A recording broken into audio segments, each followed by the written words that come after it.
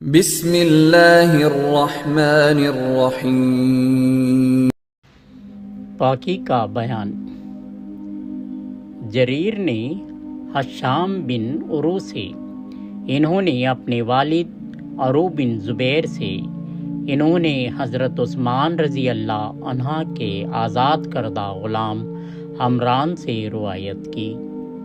انہوں نے کہا، میں نے عثمان بن عفان رضی اللہ عنہ سے سنا، وہ مسجد کے آنگن میں تھے اور عصر کے وقت ان کے پاس موذن آیا تو انہوں نے وضو کے لیے پانی منگوایا، وضو کیا، پھر فرمایا، اللہ کی قسم میں ایک حدیث سناتا ہوں، اگر کتاب اللہ کی ایک آیات نہ ہوتی تو میں تمہیں نہ سناتا۔